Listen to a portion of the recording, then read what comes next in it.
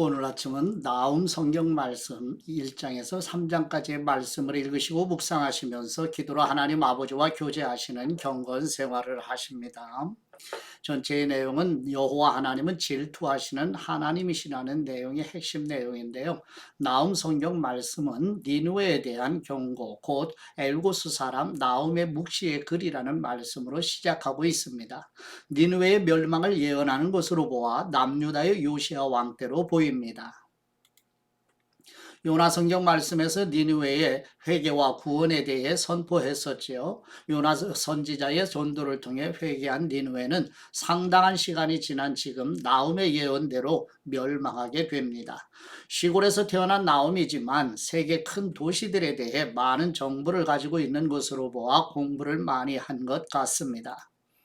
요나 선지자가 전한 하나님의 경고로 회개했던 니느웨 백성들이 자신들의 믿음을 후손에게 물려주지 못했던 것입니다. 그래서 다시 패역한 삶을 살았음을 보여주고 있습니다. 요시야 왕 때 바벨론의 나보폴라살이 아수르 제국을 밀고 북진해서 갈그미스까지 진격하는 역사적 상황을 염두에 두시고 나훔 성경 말씀을 읽고 묵상하십니다.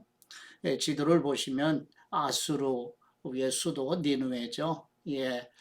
불과 100여 년 전에 요나 선지자를 통해서 하나님의 말씀을 선포해 니느웨 백성들이 짐승까지 금식하며 마음을 찢고 옷을 찢고 회개하여 구원받은 이야기. 100년 후에 다시 이제 아수르 제국의 니느웨 수도가 멸망하게 되는 모습을 보게 됩니다.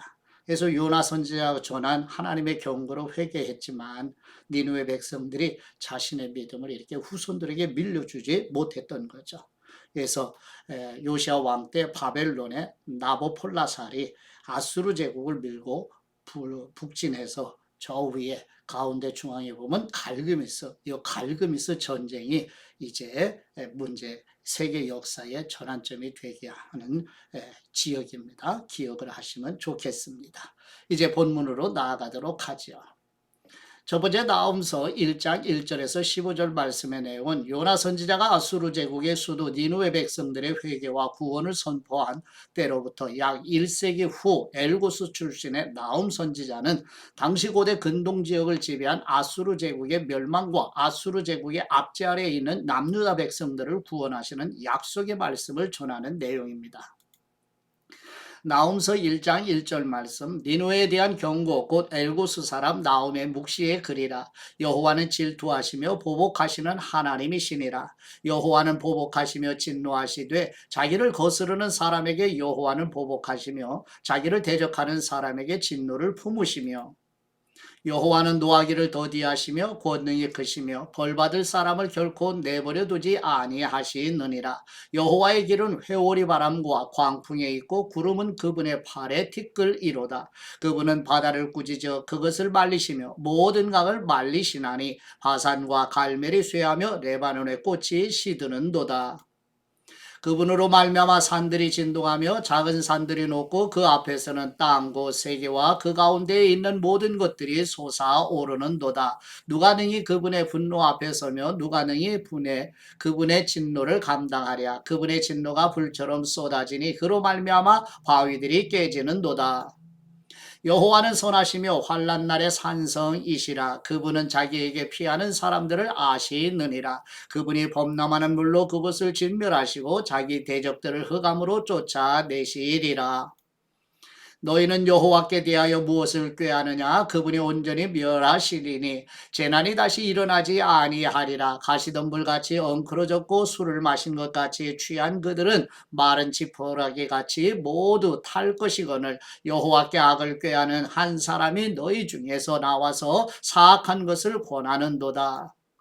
여호와께서 이같이 말씀하시기를 그들이 비록 강하고 많을지라도 반드시 멸절을 당하리니 그가 없어지리라. 내가 전에는 너를 괴롭혔으나 다시는 너를 괴롭히지 아니할 것이라. 이제 뇌게 지운 그의 멍에를 내가 깨뜨리고 뇌 결박을 끊으리라.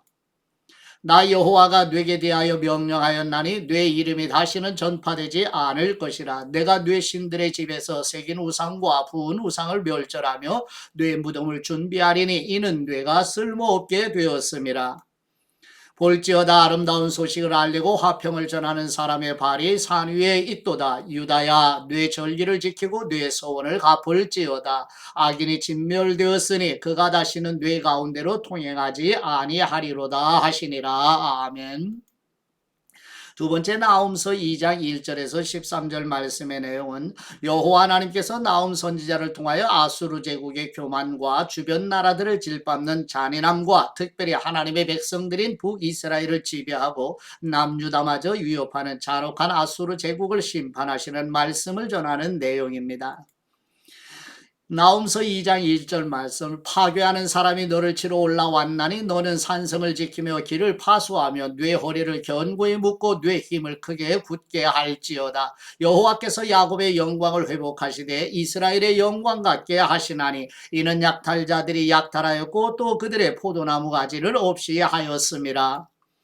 그의 용사들의 방패는 붉고 그의 무사들의 옷도 붉으며 그 항우를 버리는 날에 병거의 쇠가 번쩍이고 노송나무 창이 요동하는도다. 그 병거는 미친 듯이 거리를 달리며 대로에서 이리저리 빨리 달리니 그 모양이 횃불 같고 빠르기가 번개 같도다. 그가 그의 존귀한 사람들을 생각해내니 그들이 엎드러질 듯이 달려서 급히 성에 이르러 막을 것을 준비하도다. 강들의 수문이 열리고 왕궁이 소멸되며 정한 대로 왕후가 벌거벗은 몸으로 끌려가니 그 모든 시녀들이 가슴을 치며 비둘기같이 슬피 우는도다. 니누웨는 예로부터 물이 모인 곳 같더니 이제 모두 도망하니 서라 서라 하나 돌아보는 사람이 없도다. 은을 노력하라 금을 노력하라. 그 저축한 것이 무한하고 아름다운 기구가 풍부함이니라.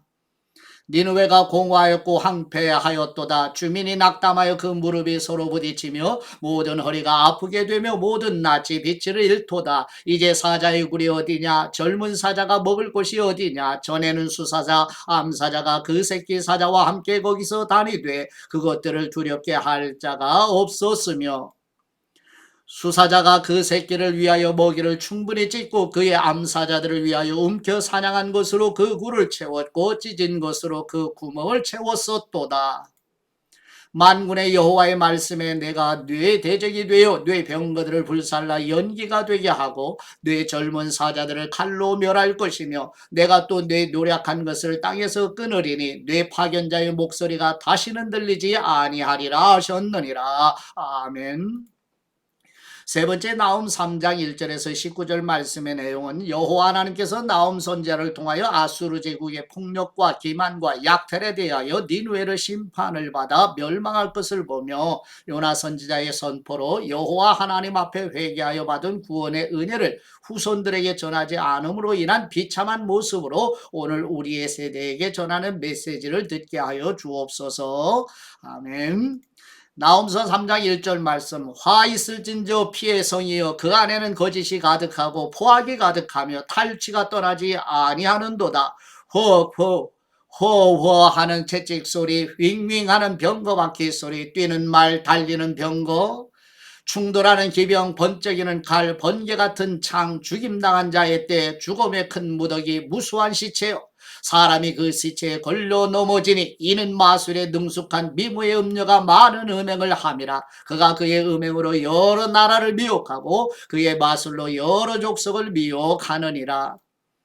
보라 내가 뇌게 말하노니 만군의 여호와의 말씀에 뇌 치마를 걷어올려 뇌 얼굴에 이르게 하고 뇌 벌거벗은 것을 나라들에게 보이며 뇌 부끄러운 것을 문민족에게 보일 것이요 내가 또 가증하고 더러운 것들을 뇌 위에 던져 능욕하여 너를 구경거리가 되게 하리리. 그때 너를 보는 사람이 다 뇌게서 도망하며 이르기를 니누웨가 황폐하였도다. 누가 그것을 위하여 애곡하면 내가 어디서 너를 위로할 사람을 구하리요 하리라. 네가 어찌 노아몬보다 낫겠느냐? 그는 강들 사이에 있으므로 물이 둘렸으니 바다가 성루가 되었고 바다가 방어벽이 되었으며 구스와 애굽은 그의 힘이 강하여 끝이 없었고 붓과 루빔이 그를 돕는 자가 되었으나 그가 포로가 되어 사로잡혀 갔고 그의 어린아이들은 길 모퉁이에 헤어짐을 당하며 부서졌으며 그의 존귀한 사람들은 제비 뽑혀 나뉘었고 그의 모든 권세자들은 사슬에 결박되었나니 너도 술에 취하여 숨으리라. 너도 원수들 때문에 피난처를 찾으리라. 내 모든 산성은 무화과 나무에 처음 익은 열매가 흔들기만 하면 먹는 사람의 입에 떨어짐과 같으리라. 뇌 가운데 장정들은 여인 같고 내 땅의 성문들은 뇌 원수 앞에 넓게 열리고 빗장들은 풀에 타도다. 너는 물을 길어 에워싸일 것을 대비하며 너의 산성들을 견고하게 하며 진흙에 들어가서 흙을 밟아 벽돌 가마를 수리하라. 거기서 불이 너를 삼키며 칼이 너를 베기를 느치가 먹는 것 같이 하리라. 뇌가 느치같이 스스로 많게 할지어다. 뇌가 메뚜기같이 스스로 많게 할지어다. 내가 뇌 상인을 하늘의 별보다 많게 하였으나 느치가 날개를 펴서 날아감과 같고 뇌 방백은 메뚜기 같고 너의 장수들은 큰 메뚜기 떼가 추운 날에는 울타리에 깃들였다가 해가 뜨면 날아감과 같으니 그 있는 곳을 알 수 없도다. 아수르 왕이여 뇌 목자가 자고 뇌 귀족은 누워쉬며 뇌 백성은 산들에 흩어지나 그들을 모을 사람이 없도다. 뇌 상처는 고칠 수 없고 뇌 부상은 중하도다. 뇌 소식을 듣는 사람이 다 너를 보고 손뼉을 치나니 이는 그들이 항상 뇌에 행패를 당하였음이 아니더냐 하시니라. 예, 아멘. 예, 나홈의 선지자가 이제 등장하게 되죠. 예, 아래쪽 부분에 보면 꼬리 부분은 남유다만의 역사라고 하는데 열왕기하 17장에서 열왕기하 끝까지의 내용이 열왕기상하 이 꼬리 부분에 대한 내용인데요. 나홈 선지자가 앞에 보면 남유다 왕들의 속에서 선지자들이 나홈, 스바냐, 예레미야가 하박국 선지자가 등장하는데 오늘은 나홈 선지자의 말씀을 읽고 묵상을 했습니다. 참고하시면 좋겠고요. 예, 묵상의 말씀 나홈서 1장 2절 말씀인데요. 여호와는 질투하시는 하나님이시니라. 여호와는 보복하시며 진노하시되 자기를 거스르는 사람에게 여호와는 보복하시며 자기를 대적하는 사람에게 진노를 품으시며 아멘. 이 세상은 종종 불의와 억압으로 가득 차 있고 때로는 악이 선을 압도하는 것처럼 보여요. 우리는 왜 악인이 번성하는지 왜 불의가 즉각적인 처벌을 받지 않는지 의문을 품게 되지요. 그러나 하나님은 결코 악을 간과하지 않으시고 모든 것을 그분의 시간과 방식에 따라 정의롭게 심판하십니다. 하나님의 질투와 보복이라는 말은 하나님이 얼마나 우리를 사랑하시며 우리의 충성과 사랑을 전적으로 바라시는지를 깨닫게 합니다. 하나님은 우리가 어떤 우상의 마음을 빼앗기는 것을 원하지 않으시고 오로지 그분과의 관계에서 참된 기쁨과 만족을 경험하기를 바라십니다. 불이나 악에 맞서 싸울 때 절대로 우리가 혼자가 아니라는 것을 염두에 두시고 하나님은 공의의 하나님이시며 우리가 겪는 모든 어려움과 고통 속에서도 우리와 함께 하시고 결국 모든 것을 바로잡으실 것입니다. 아멘. 예, 그 다음 내용을 보시게 되면 이제 성장점이 더지는 남유다 꼬리 부분의 역사의 두 번째 이야기인데요. 오늘은 다섯 여섯 번째 아수르가 바벨론한테 멸망하고 남유다도 바벨론한테 멸망하는 이야기인데요. 이사야의 예언대로 거대한 아수르를 망하게 한 나라는 바벨론이었습니다. 아수르는 먼저 BC 612년에 수도 니느웨가 멸망한 후 BC 609년에 1차 갈그미스 전투 이후에 완전히 사라집니다. 북이스라엘은 아수르에 의해 갑작스럽게 멸망하지만 남유다의 운명은 달라요. 남유다는 바벨론의 세 차례의 침공을 받으며 세 차례에서 벌어진 전쟁의 역사와 깊이 얽혀 있어요. 이 전쟁들의 중심에는 갈그미스 전투가 있어요. 앞에 지도에서 북쪽 중앙 상단의 갈그미스 지역을 보셨잖아요. 첫 번째 애국과 바벨론의 제1차 갈그미스 전투를 보시면 BC 609년 애국과 바벨론의 1차 갈그미스 전투가 무승부로 끝나고 애국의 바로느고가 귀환하는 길에 남유다의 여호아세를 폐위시키고 여호야김을 왕으로 세워 남유다를 자신의 영향력 아래 두게 됩니다. 이 시기에 나홈, 스바냐, 예레미야와 같은 예언자들이 등장해서 하나님의 메시지를 전달하게 됩니다. 두 번째로 보시면 애국과 바벨론의 두 번째 갈그미스 전투인데요. 여호야김 왕의 시대에 애국과 바벨론의 두 번째 전쟁이 발발하고 바벨론의 느부갓네살이 승리합니다. 승리의 여세를 몰아 바벨론은 예루살렘까지 진군해 1차 침공을 가하고 애굽의 영향 아래 있던 여호야김 왕은 바벨론을 섬깁니다. 이 변화의 시기에 하박국 선지자가 등장하여 활동하고요. 이 과정에서 바벨론은 다니엘을 포함한 첫 번째 포로 그룹을 예루살렘 예루살렘에서 끌고 가지요. 세 번째는 여호야김 왕이 바벨론을 배신하게 되는 내용인데, 여호야김이 바벨론을 배신하자 느부갓네살은 주변 국가의 특공대를 파견해 여호야김을 제거합니다. 이후 여호야김의 아들 여호야긴이 광의를 예수나 승리하나 그의 통치는 단 3개월로 끝나죠. BC 598년 느부갓네살은 예루살렘에 대해 두 번째 침공을 단행하고 여호야긴을 폐위시키고 시디기야를 남유다의 새 왕으로 임명합니다. 이 과정에서 여호야긴과 에스겔을 포함한 많은 사람들이 이 두 번째 포로로 바벨론에 끌려갑니다. 이때 다니엘은 이미 바벨론에 있었고 예레미야는 여전히 예루살렘에서 활동하고 있었습니다. 마지막으로 유다의 멸망을 보시죠. 시디기야 왕이 즉위한 시기 예루살렘은 불안정한 평화 속에 있었고 이때도 예레미야는 계속해서 활동 중이고 다니엘과 에스겔은 바벨론에 있는 상황입니다.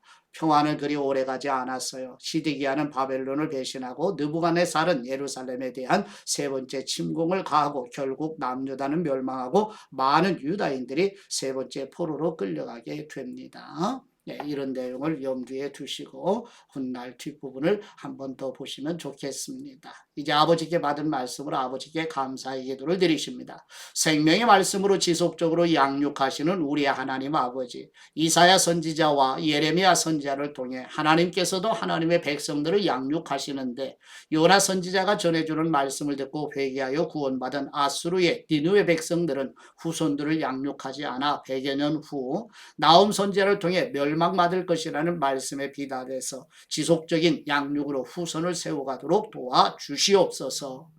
제자들을 지속적으로 양육하신 우리 주 예수 그리스도의 이름으로 기도드립니다. 아멘.